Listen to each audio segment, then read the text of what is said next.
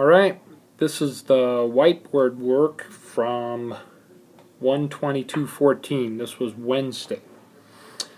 And this is going to be a pretty good review of a number of the items in the course. You've already have the podcasts that go through the specific items, but we'll give you a visual now of the same thing. Alright, so we'll start out. We have hardware here. Okay. And we're going to talk a little bit more about software here to the right in a minute. We mentioned the information communications technology used to be called, this is more of a new term, I'm up here in the upper left, used to be called information technology, and we talked a little bit about the Internet of Everything. You know, we are connecting all kinds of devices via the Internet. And we'll talk more about that in Unit 2. So then we got started. We started talking about devices, all kinds of devices. Now here I've got a PC drawn, but we can also talk about a laptop or a smartphone and how they connect in. But right now we're going to talk about the hardware in terms of a PC. Inside the computer, we have a processor, sometimes referred to as a central processing unit. That's an older term. Nowadays we call it a processor. A lot of times it's referred to as a microprocessor. Also in the computer we have memory. And this stands for random access memory. The memory is where everything is stored that the computer needs to work on. Now, if you have a tablet or even an e-reader or whatever, that'll have that whole amount of memory and a processor in there, but it doesn't have any other storage, so everything is stored in that memory. Your pictures, your documents you're working on, anything that you're keeping into the device is stored right in there. Videos and so forth. Whereas here on a PC, the memory is volatile. So when you turn it off, that goes away, the memory. So in this case, we need to save the information in a PC, or it works the same in a laptop. We need to save it to some type of storage. So we refer to storage being the devices where we can save it. Most computers have some type of hard drive. PCs and laptops have a hard drive built right into the device. And it's a place for us to store data files and program files, software. We also have removable storage.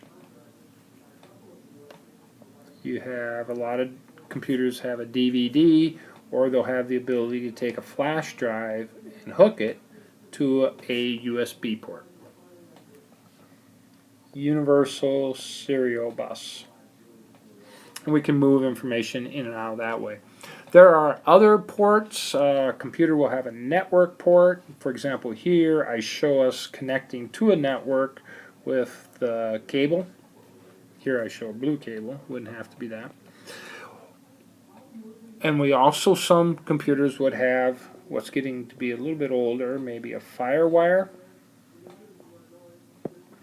or nowadays HDMI.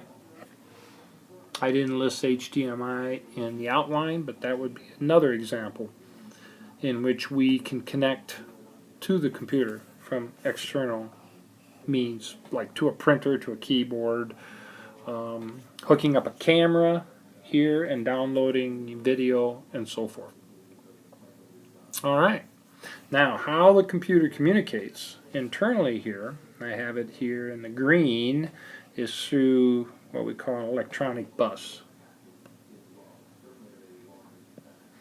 Okay, through electronic bus. So the information can be sent to any of these devices, the information's moved from RAM to the processor, gets processed and sent back to RAM. If you go save it, you can take your data from RAM, save it out to the hard drive. When you turn on the computer, it boots up. We talk more about that in Unit 3. But then if you load some software, the software comes from the hard drive in the memory. If you load a data file, like a word processing document you're working on, that comes here and comes in the memory also. Alright.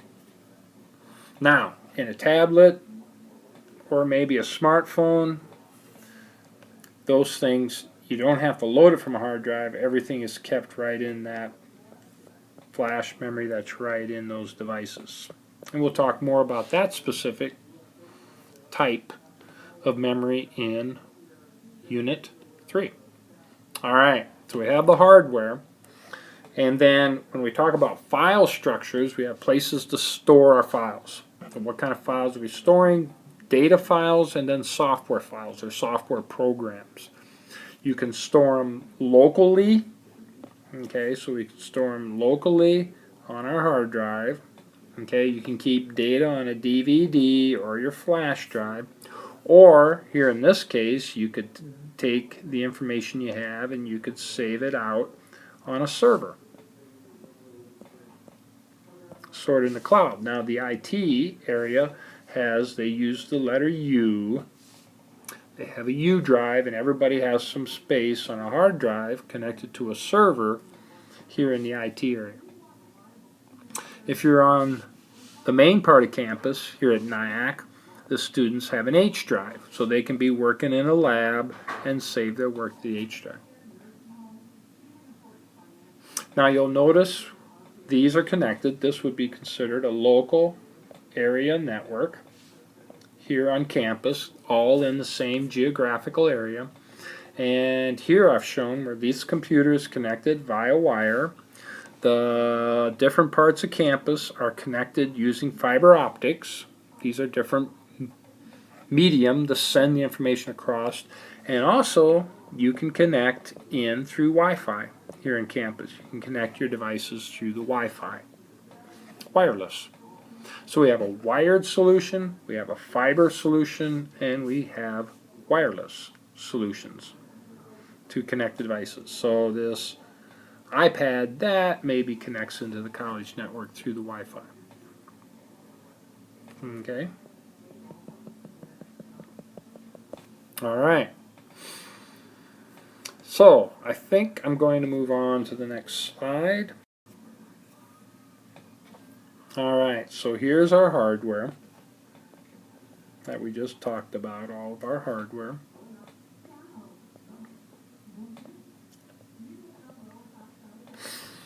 And over here we talk about software. We divide software into two basic types. Either it's an application that the user is using, and a lot of times that'll be abbreviated as an app. The application communicates with the operating system. So applications are designed to run with a particular operating system. So we have, for example, source code. Right over here we have source code written in some programming language, and that's converted into a piece of executable code that can be used on a particular operating system. So people will design software to run maybe on Linux, which is open source. We'll mention that a little bit more later.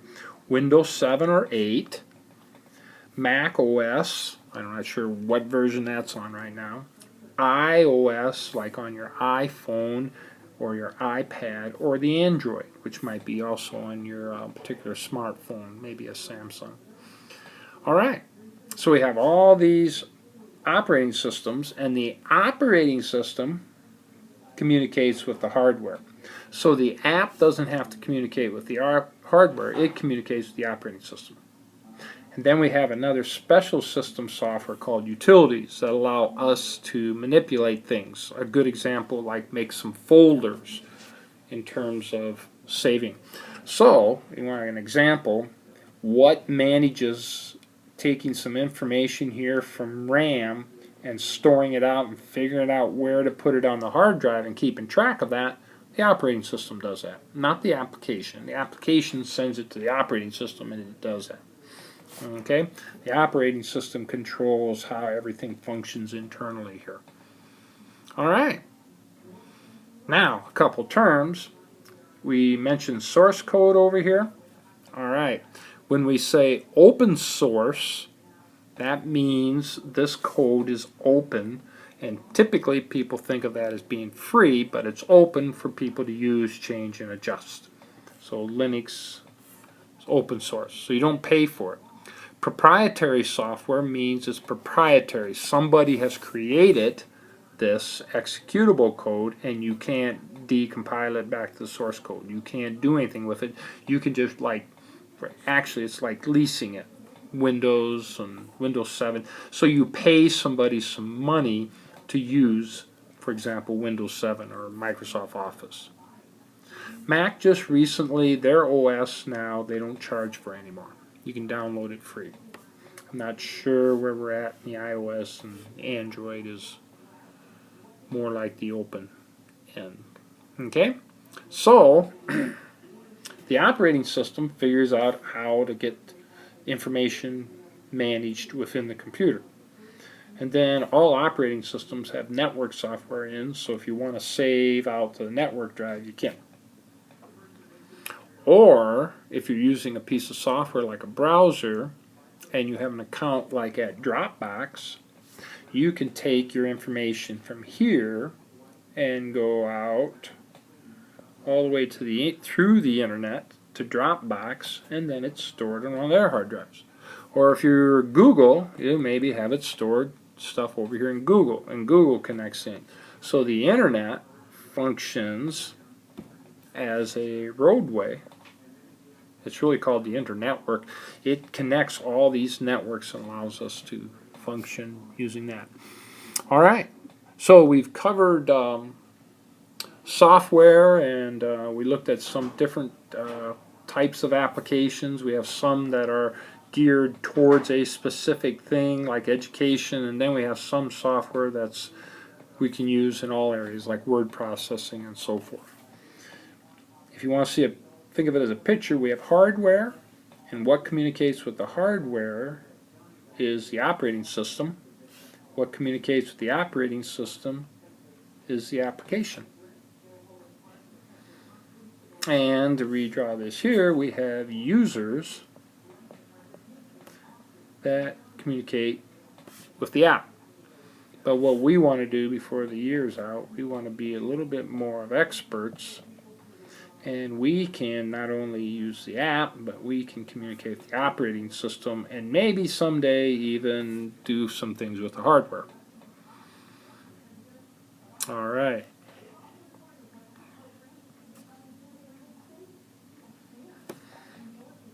I'm moving on. Does that make sense? So, the other thing we didn't talk about is what actually moves through all here. Bits.